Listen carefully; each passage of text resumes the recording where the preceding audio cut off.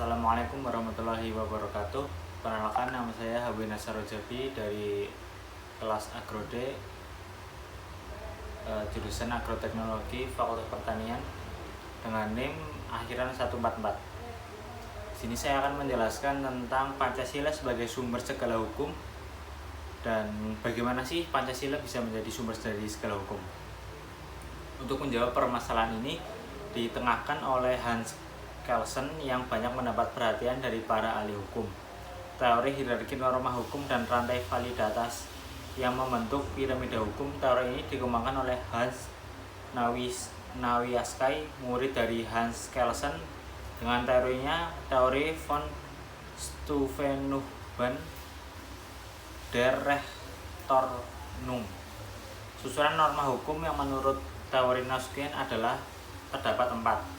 Yang pertama adalah norma fundamental negara, yang kedua aturan dasar bernegara, ketiga undang-undang formal, yang keempat peraturan pelaksanaan dan peraturan otoman, merupakan norma yang merupakan dasar bagi pembentukan konstitusi atau undang-undang dasar dari sebuah negara. Secara hierarkis, mulai dari peraturan pemerintah hingga keputusan bupati atau wali kota, penempatan Pancasila sebagai fundamental.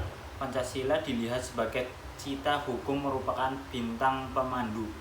Posisi ini mengharuskan pembentukan hukum positif adalah untuk mencapai ide-ide dalam Pancasila, serta dapat digunakan untuk menguji hukum positif.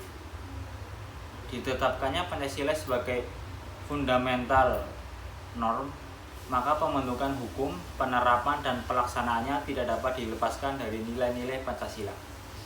Pancasila sebagai sumber hukum, segala sumber hukum diartikan dalam konteks hukum positif, tidak terkait dengan hukum-hukum yang bersumber pada ajaran agama, hukum yang terkait dalam penyelenggaraan negara Republik Indonesia.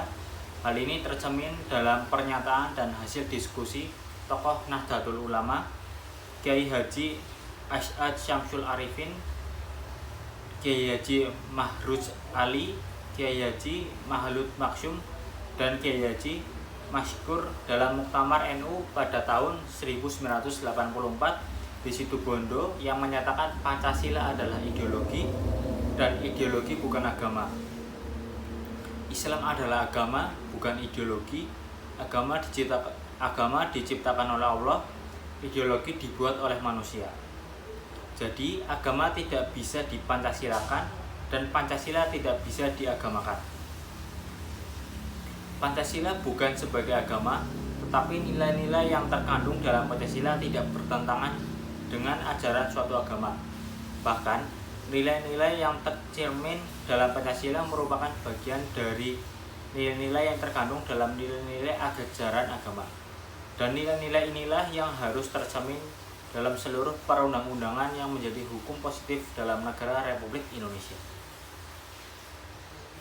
Pancasila dilihat dari teori Hans Kelsen dan Nawiaskay diletakkan dalam posisi teratas dalam tatanan atau urutan di Indonesia sebagai fundamental norm dalam istilah Hans Kelsen, yang berarti bahwa segala peraturan hukum di bawahnya harus mencerminkan nilai-nilai Pancasila, dalam arti bersumberkan dalam Pancasila.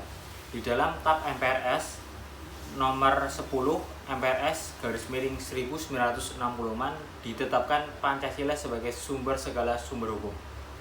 TAP MPR nomor 3 /MPR/2000 tentang sumber hukum dan tata urutan perundang-undangan menetapkan Pancasila sebagai sumber segala hukum. Dan di dalam pasal 2 Undang-Undang nomor 10 tahun 2004 tentang pembentukan peraturan perundang-undangan dinyatakan Pancasila merupakan sumber dari segala sumber hukum. Secara politis, meletakkan Pancasila sebagai sumber dari segala sumber hukum merupakan agreement politik bangsa Indonesia yang berkehendak untuk mewujudkan negara kesatuan Republik Indonesia yang berbineka tunggal ika. Frans Magnus Susino atau biasa dikenal dengan Romo Magnis merupakan guru dan dosen tetap Sekolah Tinggi Filsafat Diyarkara di Jakarta, menyatakan Pancasila begitu tinggi dan mutlak bagi kelestarian bangsa dan negara Kesatuan Republik Indonesia, karena merupakan wahana di mana berbagai suku dan golongan agama, kelompok dan budaya dapat hidup dan bekerjasama dalam usaha untuk membangun kehidupan bersama tanpa adanya aliansi dan identitas mereka sendiri. Pada hakikatnya, Stats Fundamental Norm ialah isyarat bagi berkalunya suatu konstitusi atau undang-undang dasar. Ia lebih dahulu sebelum adanya konstitusi atau undang-undang dasar. Stats Fundamental Norm merupakan akar langsung pada kehendak sejarah atau suatu bangsa.